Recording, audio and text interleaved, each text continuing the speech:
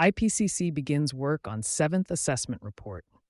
More than 600 experts appointed to the Intergovernmental Panel on Climate Change, IPCC, gathered in Paris this week to begin drafting the 7th Assessment Report, AR7.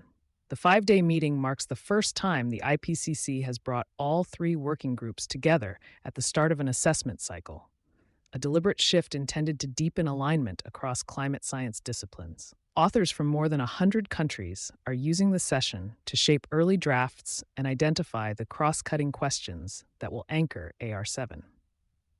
The decision to convene the groups jointly underscores the increasingly interconnected nature of climate research. Physical science findings, adaptation challenges, and mitigation pathways are now so intertwined that separating them early in the process risks missing interdependencies that policymakers need clearly articulated.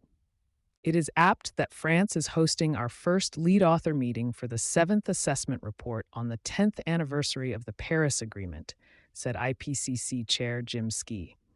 The meeting marks the beginning of our assessment of the latest science related to climate change.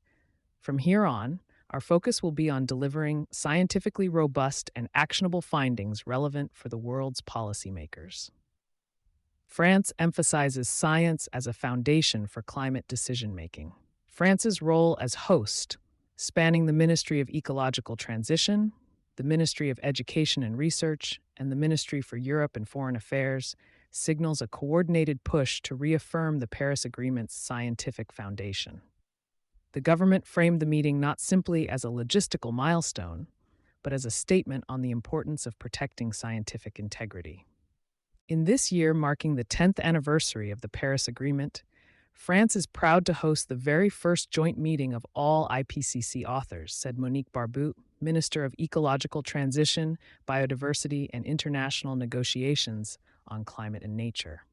She emphasized that climate decisions must continue to be rooted in evidence, particularly as nations refine their strategies to cut emissions.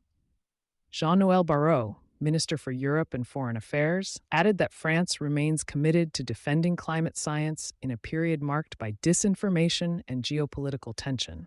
He described the country as a steadfast bulwark against attacks on science. Setting the stage for the 7th assessment cycle.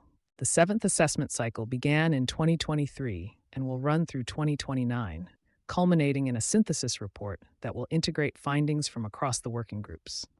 Governments have already approved the outlines for the 3 AR7 reports, which will reassess global emissions trajectories, physical climate trends, emerging adaptation limits, and sector-level mitigation options. Several additional products are scheduled within this cycle, including a special report on climate change in cities, 2 methodology reports on carbon dioxide removal and short-lived climate forcers, and updated technical guidance to support adaptation metrics and decision-making. As countries prepare for their next round of international reporting and global stocktake processes, AR7 will shape expectations for national climate plans and illuminate where current commitments fall short. Strong scientific engagement marks the start of AR7. The turnout for the Paris meeting reflects the momentum behind climate research worldwide. The sheer volume and high level of interest that we received from the scientific community to participate in the IPCC is a positive indication of a global commitment to advance climate action policies that are rooted in science, said Robert Vautard, co-chair of Working Group 1.